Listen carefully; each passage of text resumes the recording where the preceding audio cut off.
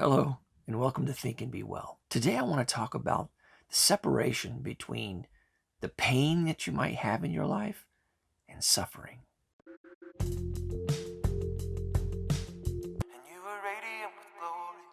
What is pain and where does it come from? And how is it linked to suffering? Science tells us that pain is a product of the brain.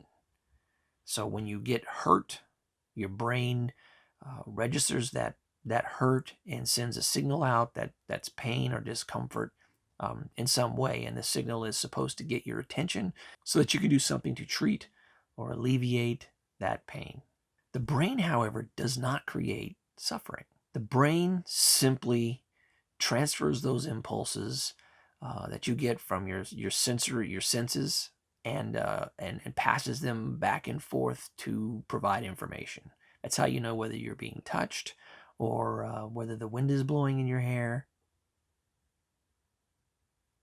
or if you're feeling pain. Suffering, on the other hand, is a product of the mind, and the mind is not the brain. So I'm making a separation between the body and the mind. And your body includes pain, includes your brain, includes your senses. Suffering is something that we have in our minds, and our mind is what creates meaning in our lives. While the body can provide you with pain and those pain signals in different ways, the mind creates the suffering. And this separation is important. I'm going to provide a real-life example of this. First, I want to provide you an example of what happens when a severe injury occurs, but that there's no pain felt at the time of the injury. Now, this injury that I'm going to show you is not graphic, but it is considered one of the most painful injuries that can occur in people. And this is when you tear the largest tendon that you have in your body, your Achilles tendon.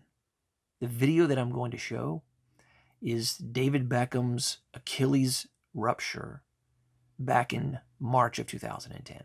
So let's take a look at that. So right here you can see where David Beckham has ruptured his Achilles tendon. But notice that he doesn't know what's going on just yet. He thought he got kicked from behind, which is very common with Achilles tendon injuries or ruptures. You think you've been kicked from behind. It's a loud injury too. There's a discernible pop that occurs. However, notice he's still trying to work the ball.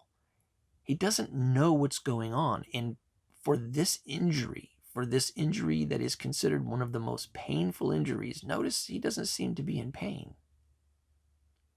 He even reaches down and he grabs it, and he doesn't seem to be in pain. He's hopping around, and then he calls for help on the sidelines. Now I want to show you the juxtaposition of the next image of David Beckham. And look at him. He seems to be in incredible misery in this footage and in this picture. So how is it that one of the most painful things that could occur, rupturing your Achilles tendon, how is it that that doesn't immediately show as pain on David Beckham's face? To answer this question, we need to understand what was going on in David Beckham's mind. Leading up to this date, David Beckham had goals, big goals. So he belonged to the LA Galaxy. In order for him to go to the 2010 World Cup in June, he had to be playing for a European team. So the Galaxy allowed him to play with AC Milan. Well, it was in the AC Milan game in March of 2010 where he ruptured his tendon. The pain and the anguish that you see finally coming on was, of course, the pain of the rupture, but also you have to understand that he was going to be the first European player to be in 4 World Cups. So he had goals. He had been working very hard for those goals. And then lightning struck, so to speak. a meteor strike. Something occurred, and what he realized then as he's laying there with his hands on his head is that this has just blown his ability to play in the World Cup. So this is an important blow to his goals. And the pain of the injury surely was there. Certainly wasn't there immediately. But the misery and the suffering that was created in his mind when he applied meaning to that injury was far worse than the injury. So that's my point today, is that if you're living with pain, that pain is certainly something that you get feedback from your brain to the pain site. If you live with a pain condition, it's the same thing. But the suffering that you may be going through is a product of the mind creating meaning and providing meaning to your pain. So you might say, that's all well and good. Great. We've identified the differences between pain and suffering and where they reside in us as humans. How does that help me? How does that help you?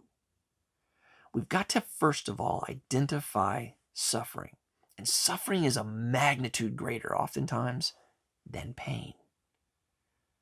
How do you know you're suffering? Suffering is always that meaning that you apply to the pain.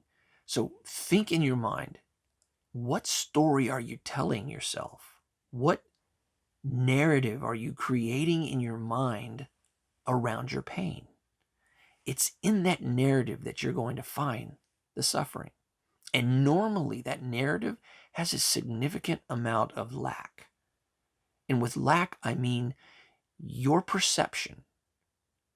The meaning that you've applied to your pain is your definition of what you can do, what you feel you can do, the definition of your life and how your life is going.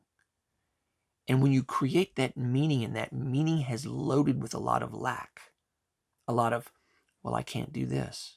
I can't do this. I can't do that. I'm too sick. I'm in too much pain. Now, there are times when these things are true.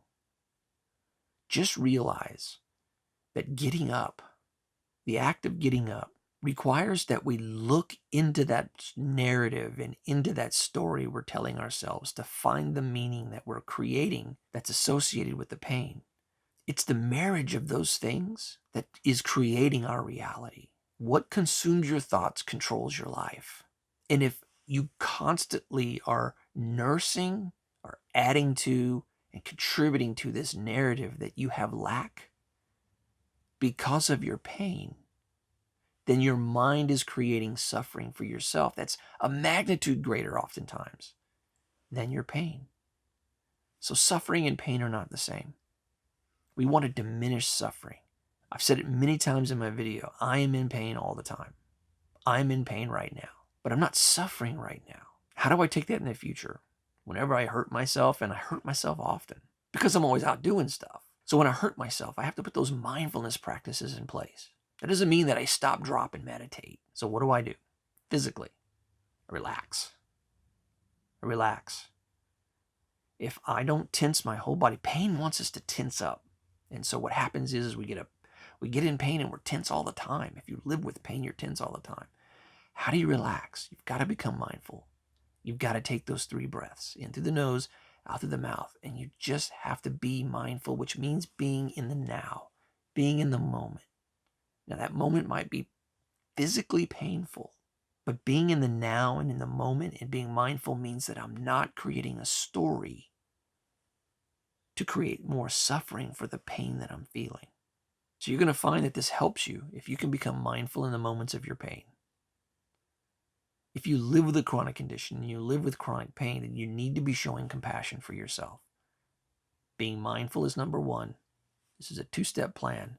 Number 2, show compassion for yourself. You've got to accept the pain. You've got to accept where you are. You have to stop pushing against it. Rejecting it is only supporting the narrative in the story about your body and about your life. You must accept the things in your life that you seemingly have no control over. And what you're going to find is without that narrative, without that suffering narrative, the story that you're telling yourself, the meaning that you create and apply to your pain is going to diminish because you're not stacking on the misery and the suffering associated with the story and meaning that you've applied to your pain. It's not easy. Getting up's not easy. We have to get up, take a step. Meditation is a great way to do it. Mindfulness of any kind. Prayer is the same thing. Anything that brings you into the moment. Doing a puzzle. Have you ever done something? People have hobbies that take their mind off of things. I did a puzzle recently. Doing a puzzle? I was amazed at how meditative, how mindful doing a puzzle is. Because you're right there. The puzzle's in front of you. And you're only in that space looking for the pieces to put in the puzzle. And your mind is not thinking about whatever it does, whatever it thinks about, whatever you give attention to your thoughts. Because that's what the mind does. It thinks and thinks and thinks and thinks.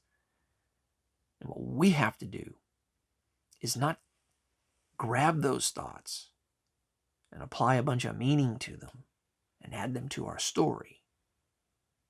Thoughts are okay. Some of them are good. But as thinking beings, we give too much importance to our thinking. And when we can give our mind a rest from that thinking, we can decrease our misery and our suffering. Thanks for watching. And if you found a vibe with the message, please remember to like, share, and subscribe. You can also hit the bell if you want a little reminder when new content is posted. Think and be well today, my friend. And peace.